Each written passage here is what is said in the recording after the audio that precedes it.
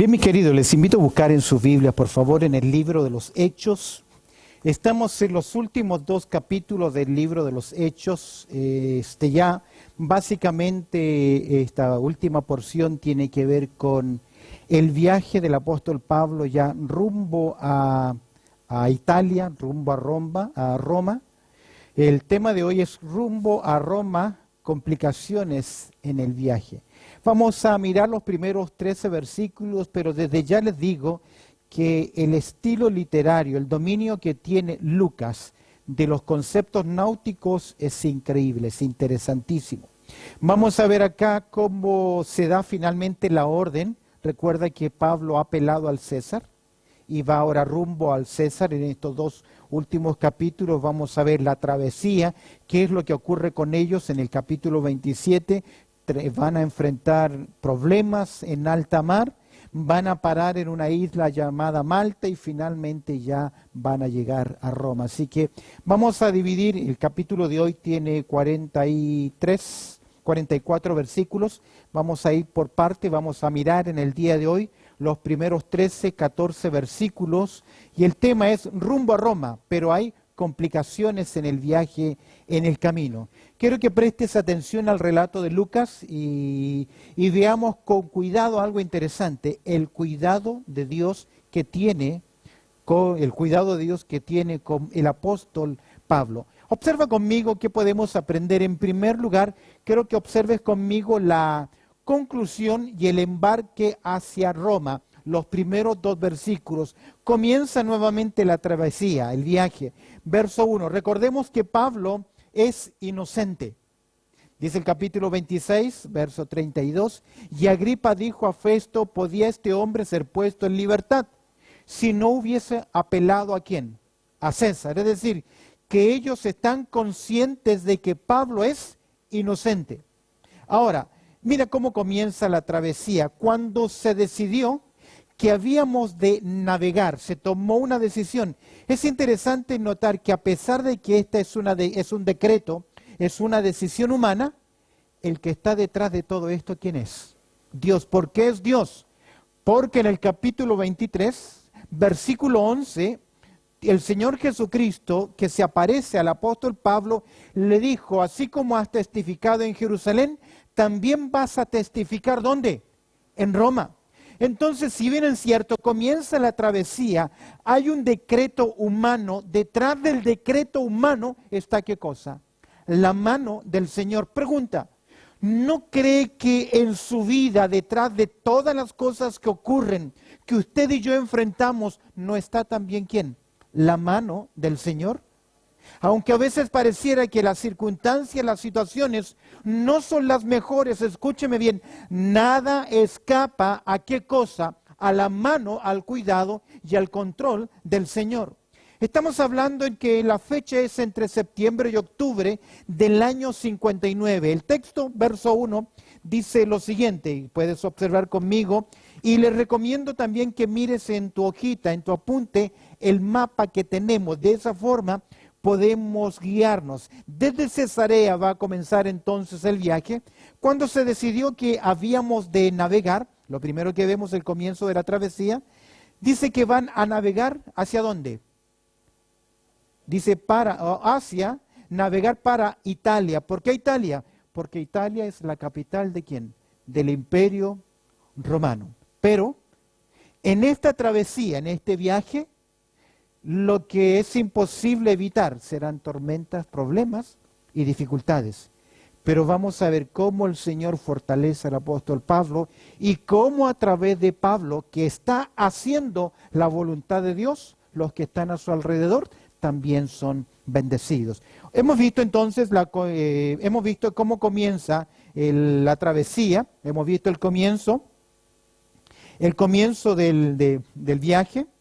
Observa conmigo el segundo lugar, la custodia en la travesía. Dice el verso 1 que cuando deciden navegar, aquí se toma la decisión, es un decreto, entregaron a Pablo y a algunos otros ¿qué? Presos. Es interesante, hay algunos otros que dice, algunos otros presos. Esa palabra otros describe que Hay una diferencia entre los que están custodiando a Pablo y este otro grupo de personas. Al decir otros, es de otra clase diferente. En otras palabras, ese grupo de personas ya recibieron condena. Es decir, ya recibieron su sentencia y van rumbo a Roma a cumplir la sentencia que ellos tienen. Es decir, podríamos decir que son criminales. Pero la gran excepción que el apóstol Pablo es inocente. Notan la idea, entregaron a Pablo a algunos otros presos, ya estaban ellos bajo juicio y van a cumplir finalmente su sentencia. Y se lo entregaron a Pablo y a algunos otros presos a un centurión llamado como Julio de la compañía Augusta. Es interesante que este Julio, que como lo describe el texto, va a ser un personaje interesante en este capítulo. Va a ir tomando decisiones importantes y va a en cierta forma proteger durante el viaje al apóstol Pablo. Es interesante, es un centurión. Al ser centurión, era una persona que tenía a cargo 100 soldados. No sabemos por qué razón está en Cesarea. Es muy posible que vino en misión desde Roma hasta Cesarea y ahora va de regreso, y como va de regreso y va con soldados, se le encomienda, se le encarga en custodia a Pablo y estos otros prisioneros. Es interesante que dice que pertenecía a la compañía Augusta. Eso significa que él era un soldado de alta posición honorífica. El término Augusta en griego es sebastos, que significa los reverenciados. Escúcheme bien, es muy posible que él fuese un oficial muy cercano al César. En otras palabras, que pertenece al Estado Mayor. O podríamos decir que era, ¿cómo le llaman? Un bodyguard, un guardaespaldas, un personaje de mucha autoridad muy cercano a César.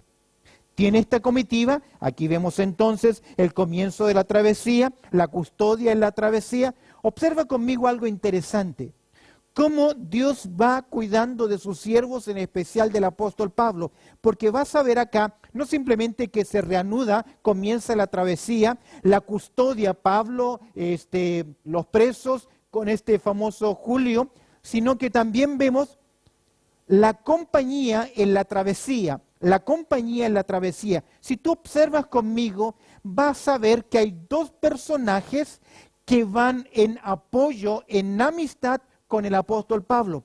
Si tú observas conmigo, el verso 1 dice, cuando se decidió que, ¿qué dice el texto? Habíamos. ¿Quién se está incluyendo en el viaje? No, porque no es Pablo quien está hablando. Lucas. Que habíamos.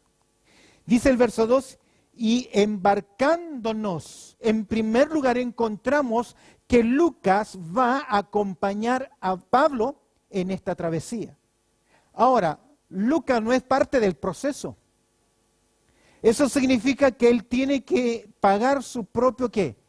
Viaje. Normalmente en estos viajes no es tipo crucero. Si usted ha estado en un crucero, usted paga su entrada, el costo, y usted lo atienden, tiene sus comidas, las veces que quiera, todo está incluido en el pasaje, no acá. Es decir, que requería un esfuerzo. ¿Por qué lo hace Pablo? ¿Por qué lo hace Lucas? Ahora, Lucas, ves que él tiene detalles, información interesante, y embarcándonos, dice, en una nave Andramitena, se le denomina así, por el sector donde esta nave pasaba, que es cerca de Turquía del día de hoy. Dice, y embarcándonos en una nave Andromitena que iba a tocar los puertos de Asia, ¿qué hicimos? ¿Qué dice? Zarpamos. Lucas se incluye. Y estando con nosotros, ¿quién? Aristarco, que era ¿de dónde? De Macedonia, Aristarco, macedonio de Tesalónica. Este hombre que quedó atrapado en Éfeso cuando se produjo el tumulto, es un compañero del apóstol Pablo. viaja con el apóstol Pablo. En Colosenses capítulo 4, verso 10 dice que estuvo junto con Pablo en la cárcel.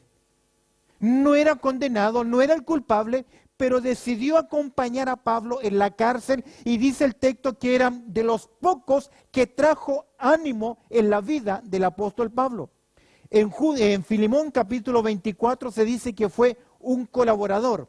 Es decir, que aquí tenemos tanto a Lucas como a Aristarco que voluntariamente deciden ¿qué cosa? Acompañar al apóstol Pablo. Qué linda amistad. Qué linda decisión de apoyo. Recuerda nuevamente, Pablo no les está pagando los viáticos. Ellos tienen que cubrir sus viáticos y lo están haciendo por amor, por compañerismo. De esta forma haría mucho más amena el viaje del apóstol Pablo rumbo a Roma. Hemos visto entonces cómo el viaje, la conclusión y el embarque hacia Roma. Se toma la decisión. Hemos visto el comienzo de la travesía, la custodia, que en Pablo y otros reos más, y vemos también la compañía en esta travesía. Observa conmigo ahora el verso 3, y en segundo lugar, lo que aprendemos de este viaje de Pablo hacia Roma. Al mirar el verso 3 vemos una estadía, una parada. Dice el texto, luego que se embarcaron, usted puede mirar el mapa desde Cesarea, van rumbo a Sidón y al otro día llegamos ¿a dónde? Sidón, es decir, después de un día de estar en alta mar, llegaron a este lugar y Julio, ¿quién es Julio? El centurión que tiene a cargo 1000 personas, que pertenece a una guardia especial y dice Julio tratando ¿cómo? Humanamente a Pablo. En otras palabras, para Julio, Pablo era inocente. Y según el sistema judicial romano, tú eres inocente hasta que se demuestre ¿qué cosa? Lo contrario, los otros reos ya eran prisioneros, ya estaban pagando su penalidad. Ellos habían cometido algún tipo de crimen. Es interesante que el término humanamente, que Julio trató humanamente a Pablo, es la palabra filántropos. Filántropos es aquel que tiene amor o cuidado por la humanidad. Es decir, que es una persona de misericordia, que es una persona de bondad. Julio le tiene mucha confianza a Pablo, porque él sabe que Pablo es inocente. Y Julio, tratando humanamente a Pablo, le permitió algo interesante, que fuese ¿a dónde? A los amigos, para ser atendido por ellos. ¿Qué amigos? Creemos que había una pequeña iglesia en Sidón. No sabemos quién llevó el evangelio ahí. No fueron los grandes predicadores que llevaron el evangelio, fueron hermanos comunes. Grupo de creyentes que de una u otra persona ahí comenzaron ¿a qué? A testificar, y ya vemos que en Sidón ¿qué hay? Una pequeña comunidad de creyentes. ¿Cómo lo supo Pablo? ¿Cómo supieron que había un grupo de creyentes? No lo sé, no lo sabemos. Pero sí logramos ver algo interesante, el trabajo silencioso de muchos creyentes, que tal vez anónimamente, porque no tienen una plataforma, no tienen un púlpito, van haciendo ¿qué cosa? El ministerio de la evangelización. Y yo diría algo, sin el trabajo de esas personas, las iglesias no crecerían. Me encanta cuando hermanos dicen, pastor, mire, traje a este invitado, lo traje a la iglesia para que escuche la palabra. Ellos van mostrando ese trabajo silencioso, que no se necesita de una campaña, de un evento, de un acontecimiento, sino que en compromiso personal con el Señor, ¿qué hacen? Predican el evangelio. Ahora, a veces yo he visto personas decir, vamos a hacer evangelismo, queremos hacer evangelismo. Déjeme decirle algo. Cuando viene gente nueva, ¿usted se acerca a hablar con ellos? ¿Se acerca? ¿Les ofrece algo? ¿Trata de hablarles? El que tiene pasión por las almas, viene alguien nuevo, lo ve y se pregunta, ¿será qué? ¿Salvo o no? ¿Y qué hace? ¿Qué hace? Yo recuerdo mi primer año cuando nos enseñaban evangelismo, nos decían así: ustedes deben ver a las gentes como siendo ustedes un lobo desesperado buscando la presa. ¿Qué era la idea? ¿Qué era la ilustración? Pasión o hambre por las almas. Cuando entra alguien, la primera pregunta que uno debe hacerse: ¿será salvo? ¿Es creyente? Vemos acá entonces, y se le permitió. Me llama la atención que no dice los hermanos. ¿Cómo les denomina? Los filos, los amigos, amigos. Interesante término. Algunos comentaristas dicen que muchos creyentes del primer siglo, ese era el tipo de ¿qué? De relación que tenían. Había amor, pero había un amor mucho más profundo, un amor de lealtad. Y mira lo que dice: a los amigos se les permitió a Pablo visitarlos, ¿para qué? ¿Para ser qué? Atendido por ellos. En otras palabras, ¿qué hicieron estos hermanos por Pablo? Que no lo conocían. ¿Suplieron qué cosa? Sus necesidades. Dice el libro de Proverbios que hay aquellos que retienen más de lo que es debido y vienen ¿a qué? A pobreza. A veces somos tan esquivos en ver la necesidad, de otras personas. ¿Qué hicieron estos creyentes? No conocían mucho a Pablo, pero lo llevaron, lo trataron, fueron sus amigos y suplieron ¿qué cosa? Sus necesidades. ¿Qué necesidades? Recuerda que las embarcaciones no proveían los viáticos, no proveían los alimentos. Cada uno tenía que llevarlo. Observa conmigo, hemos visto entonces la conclusión y el embarque hacia Roma. Hemos visto el compañerismo en Sidón, estos grupos de hermanos, esta pequeña iglesia. Observa conmigo en tercer lugar que ya comienzan las complicaciones en el viaje. Mira el verso 4, en la continuación del viaje. Y haciéndonos a la vela, desde allí, en otras palabras, emprendieron ¿qué cosa? El viaje. Navegamos, y míralo cómo Lucas se maneja con términos náuticos. ¿Qué dice? Navegamos a Sotavento de Chipre. Es interesante cómo Lucas maneja la terminología náutica. Este término significa costado de una embarcación, opuesto a la parte de donde viene el viento. Es decir, que viajaron tratando de protegerse del viento a través de la isla de Chipre. Usted puede observar ahí, ves la isla de Chipre, como ellos van hacia el norte y van por el norte, tratando de protegerse desde el mar abierto, los vientos que ellos podían, es decir, a sotavento, se iban protegiendo del viento, porque, ahí lo dice el texto, navegamos a sotavento de Chipre, porque los vientos estaban, ¿qué? En contra nuestra. Es decir, tempranamente en el relato ya vemos que van a enfrentar ¿qué cosa? Tormentas, que van a ver. ¿Por qué? Porque ya están pasando el otoño. Al pasar el otoño viene el invierno y en aquel tiempo se levantaban muchos vientos, casi por 3 meses las navegaciones se detenían. ¿Ves? Todo el mar Mediterráneo era muy fuerte en ese sector, era muy difícil navegar, en especial con las embarcaciones de aquel tiempo. Mira el verso 5. Habiendo atravesado el mar frente a Cilicia y Panfilia, arribamos ¿a dónde? Ya llegan ahora al puerto de Mira, que era uno de los puertos principales para las naves que venían desde abajo, desde el sur, es decir, desde el norte de África, desde Egipto, llevando suministros directamente hacia Roma. La ciudad de Mira estaba ubicada en la costa sur de Asia Menor. Fue una travesía difícil, producto de los vientos contrarios que se producían en esa zona. Observa conmigo el verso 6 y 8. Hemos visto acá, al ver las complicaciones del viaje, observa ahora la complejidad en el viaje. Dice el verso 6, y hallando allí el centurión, ya están ahora, recuerde que están en donde, mira, se detienen ahí, van a cambiar de embarcación, y mira la complejidad en el viaje, y hallando allí el centurión una nave alejandrina que zarpaba para Italia, ¿qué hizo? Nos embarcó en ella. ¿Ves la autoridad de Julio? Julio toma la decisión. Ahora, estas embarcaciones eran mucho más grandes. Si tú miras el verso 37, verás que esa embarcación habían ¿cuántas personas? 276. Es decir, que es una embarcación mucho más grande, que será como un edificio de unos 15 pisos más o menos, pero acostado. una buena cantidad, pero son naves grandes, fuertes, para transportar, de carga, pero no son naves fuertes para enfrentar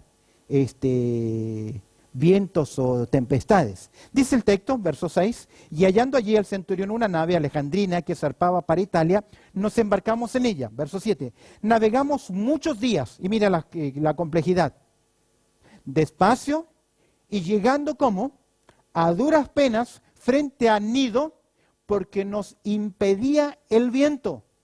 Navegamos a sotavento de Creta frente a ¿qué? A Salmón. ¿Qué vemos acá? Ya el viaje se pone complicado. Ya lo que ellos lo pudieron hacer en un día, ya tardaron mucho más tiempo. Verso 8, y costeándola, ¿costeando qué cosa? El sector de Salmón, y costeando ¿con qué? Con dificultad llegamos a un lugar que llaman Buenos Puertos, cerca del cual estaba la ciudad de Lasea. Llegan finalmente, ya usted puede ver ahí, Buenos Puertos, esta isla, llegan ahí, pero la isla tiene una complicación, está de frente a mar abierto. De frente a mar abierto. Veamos ahora el verso 9 y 10, el consejo de Pablo. Y habiendo pasado mucho tiempo, es decir, que la travesía tomó mucho más tiempo de lo que se esperaba, estoy en verso 9, y siendo ya peligrosa, ¿qué cosa? La navegación, es decir, ya se dan cuenta de qué cosa, que no es época de hacer ¿qué? Viajes, ya que en estas fechas era muy peligroso producto de los cambios de clima y era invierno, por haber pasado, y mira el detalle interesante, por haber pasado ya ¿qué cosa? El ayuno. Yo me preguntaba, ¿qué tiene que ver el ayuno? El ayuno era la práctica que hacían los hebreos después del día de la expiación. Es decir, que nos está situando más o menos en el 5 de octubre del año 59. Es decir, que ya básicamente es invierno. Que no era prudente, ¿qué cosa? La navegación. Ese es el detalle. Entonces Pablo, teniendo esto en mente, ¿Pablo qué hacía? El término amonestar, Pablo les amonestaba, es mejor traducido, les aconsejaba. Pablo les recomendaba. ¿Qué les recomendó Pablo? ¿Cuál fue el consejo de Pablo? Verso 10. ¿Qué les dijo? Diciéndoles, varones, veo, es decir, entiendo, me doy cuenta, Pablo está usando sentido común. Dice, varones, veo que la navegación va a ser ¿qué? Con perjuicio, es decir, la palabra perjuicio en el griego es con desastre. Es decir, ¿qué es lo que está previendo Pablo? ¿Qué es lo que ve Pablo? Que van a haber problemas. Y mira los problemas, perjuicio y mucha pérdida. ¿Qué pérdida? No solo del cargamento, normalmente llevaban trigo, de la nave, sino también de nuestras personas. En otras palabras, Pablo teme no solamente por lo físico, teme por quién, por las vidas de los que están con él, de los que están con él. Pablo habla con sabiduría humana, con sabiduría natural. Esto no es, leí algunos comentarios que dicen aquí Dios le está revelando a Pablo, aquí no hay revelación.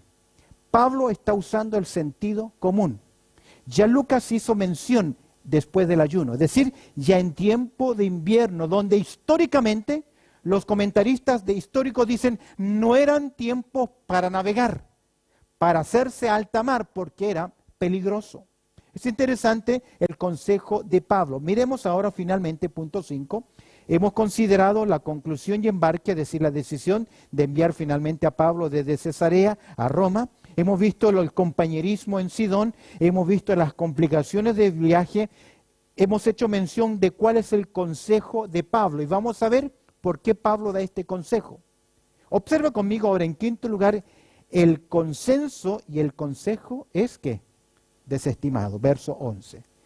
Pero, ¿qué encontramos ahí? Pablo dio un consejo. Más que una opinión, Pablo les está dando una advertencia, les está dando un consejo. ¿De qué se aferró Pablo? ¿Por qué Pablo llegó a esa conclusión? Sentido común. Y otra cosa importante, la experiencia de Pablo, ya voy a hacer mención. Pero el centurión daba ¿qué? Más crédito, más credibilidad. ¿A quién? Al piloto. ¿Quién es el piloto? Es el capitán del barco. ¿Y al patrón de qué? De la nave, es decir, el dueño del barco. Aquí hay algo interesante. Roma rentaba estos embarques, estos barcos. Ahora, se entiende que el piloto, se entiende que el dueño del barco son personas que por su experiencia conocen el barco, conocen el recorrido y conocen también las condiciones climáticas. Es decir, que la opinión de ellos sería una opinión que valedera. Dice, pero el centurión daba más. Fíjate que es el centurión. ¿Notas la autoridad que tiene? La capacidad de decisión. Pero el centurión daba más crédito al piloto y al patrón de la nave que a lo que Pablo decía. Ahora, se desestimó el consejo de Pablo. Ahora, ¿Pablo es un marino? ¿Es un dueño de un barco? No, pero escúchame bien. Cuando tú lees 2 Corintios, capítulo 11, verso 25, Pablo ya ha enfrentado 3 veces naufragios. Dice 2 Corintios 11, 25, 3 veces he padecido naufragio, una noche y un día he estado como náufrago en alta mar. Es decir, Pablo, producto de su ministerio, de sus viajes, ya sabía qué cosa, por experiencia, lo que era estar ¿qué? Perdido como un náufrago en alta mar. Es decir, Pablo usó del sentido común, usó de su experiencia, sabiduría humana. Ahora, Pablo usó de esta experiencia y producto de su sentido común, de la preocupación que él tiene por estas 276 personas que están en la barca. Ahora, ¿qué dice el verso 12? Y siendo incómodo el puerto para invernar, es decir, el Julio, que es el principal, el hombre principal de Roma, el centurión romano, consulta al capitán, consulta al dueño de la barca y también se da cuenta que es incómodo pasar el invierno. Dice, y siendo incómodo el puerto para invernar, en otras palabras, para pasar ¿qué cosa? El invierno, porque no habían hoteles, no iban a llegar a hoteles, sino que tenían que dormir ¿dónde? En el barco, y como tú puedes ver en el mapa, está frente a todo el a mar abierto. Iba a ser ¿qué cosa? Una complicación. Y mira lo que dice acá. ¿Qué dice el texto, el verso 12? La mayoría que acordó zarpar también de allí. En otras palabras, hubo un consenso. Se preguntó. Y presta atención acá. Pablo no dio su opinión porque quiso dar su opinión. No sé si logras ver esto. Pablo dio un consejo porque se les permitió a todos ¿qué? Opinar. ¿Sabes? Uno de los grandes problemas que tenemos es que opinamos cuando no se nos ha pedido que demos la opinión. Tanto a los hijos, a los padres, en la iglesia, y decimos cosas que tal vez son buenas y tienen sentido, pero no es el momento, no es la ocasión. No te han dado ¿qué cosa? La oportunidad para hacerlo. ¿Notas la prudencia de Pablo? Y mira el texto, y la mayoría acordó zarpar también de allí por si pudiesen arribar a Fenicia, puerto de Creta, que mira al nordeste y sudeste, e invernar ¿dónde? En ese lugar. No me pregunten mucho esos lugares, no los encontré. Pero aparece, si usted ve la isla de Buenos Puertos, sería hacia la punta izquierda, más o menos sería el sector. Observa conmigo el verso 13 y ya terminamos. Hemos visto cómo este viaje comienza, pero ya desde el principio hay ¿qué? Hay problemas. Pablo dio un consejo. El consejo fue desestimado. Observa el verso 12. ¿Qué ocurre acá? Lo que muchas veces aún también a nosotros nos traiciona en las decisiones.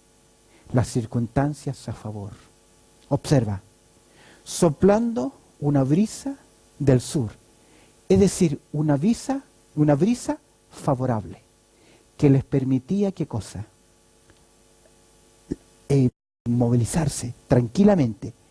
Mira el texto, pareciéndoles que ya tenían que, lo que deseaban, ¿qué hicieron?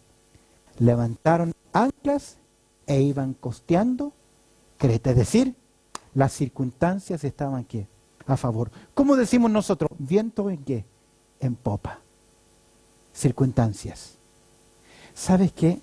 A veces creyentes toman decisiones basadas también en circunstancias y no en el sentido común o en el consejo bíblico o en la prudencia.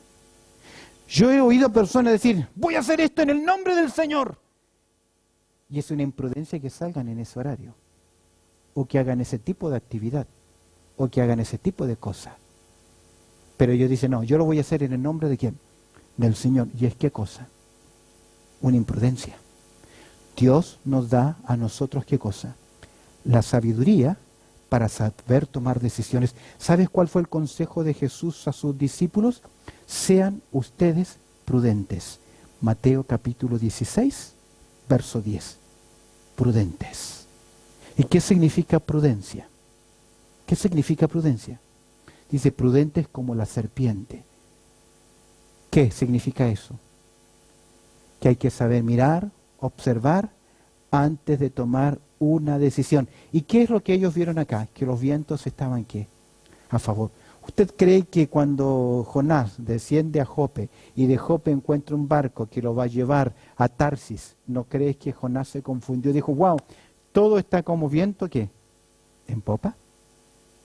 Y luego que está en alta mar, se encuentra que la decisión que había tomado es diametralmente opuesta, pero las circunstancias le eran ¿qué? Favorables. Escúchame bien, nunca puedes interpretar las circunstancias como la voluntad de Dios si primero no has ido a Dios en obediencia a su palabra, porque te vas a equivocar.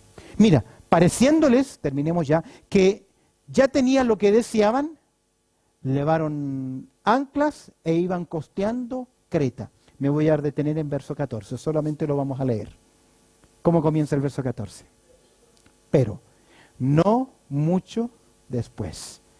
Es decir, que al poquito tiempo que ellos creían, wow, esta brisa es favorable, si vamos así no vamos a tener ningún problema.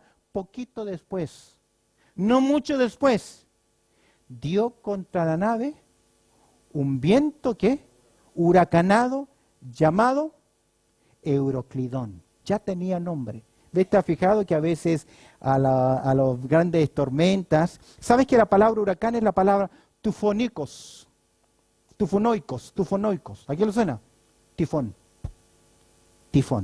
Es decir, enfrentaron un problema serio. Pero a todos les pareció ¿qué cosa? Que era favorable.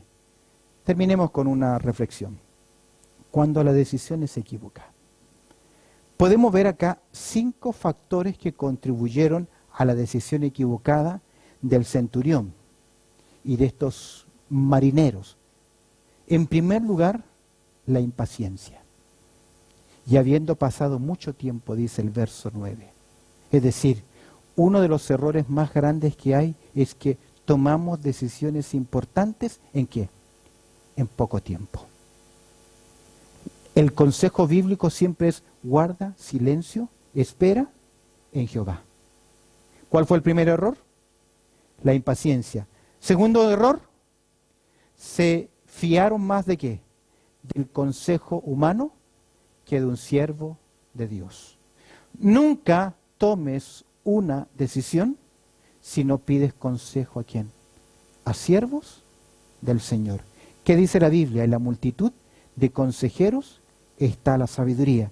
Pero el centurión le dio más crédito ¿a quién?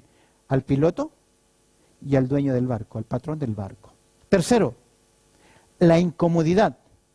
Ellos dijeron, siendo incómodo el puerto para invernar. Tenemos la falta de paciencia, tenemos en primer lugar la impaciencia, el consejo humano, la incomodidad y en cuarto lugar, la regla de la mayoría. ¿Qué dice el verso 12? La mayoría que hizo, acordó. ¿Sabes qué descubro en las Escrituras? Que casi siempre la mayoría está equivocada. Mire lo que dijo el Señor. Ancha es la puerta, ancho es el camino, y muchos son, ¿qué? Los que transitan por ella. La regla de la mayoría, creer que porque los demás los hacen, yo también lo tengo que hacer, y finalmente aferrarse a las circunstancias favorables. Verso 13, soplaba una brisa del sur. Cada uno de estos factores ayudó a que este grupo de personas tomara ¿qué cosa? Una mala decisión. Pero ¿qué había dicho el siervo del Señor? ¿Qué había dicho Pablo? ¿No es prudente hacerlo? Todavía. Cuando usted tome una decisión, ¿qué debe hacer? Esperar en el Señor, buscar el consejo, tener paz y luego tomar una decisión. Termino repitiendo Proverbios 19:3. La insensatez del hombre que hace, tuerce su camino. Toma la decisión y más adelante a la vuelta le va ¿qué? Le va mal. Pero finalmente las cosas, cuando comienza algo mal, no puede terminar bien. Yo sé que Dios es poderoso, pero Dios nos da a nosotros la sabiduría y la prudencia. El avisado que hace, ve el peligro y se esconde. Bendito Padre Celestial, te damos gracias, Señor, por tu amor, por tu cuidado y también por esta reflexión en el día de hoy. Estos interesantes versículos por cuales pedimos, Señor, que tú nos des de tu gracia para sacar las verdades prácticas para nosotros. Vemos acá tu control, tu cuidado. Vemos también un propósito y vemos también, Señor, que tú cuidas de nosotros y ayúdanos a saber tomar decisiones que honren tu nombre. Te damos gracias, encomendando nuestras vidas en tus manos a través del precioso nombre de Cristo Jesús. Amén y amén.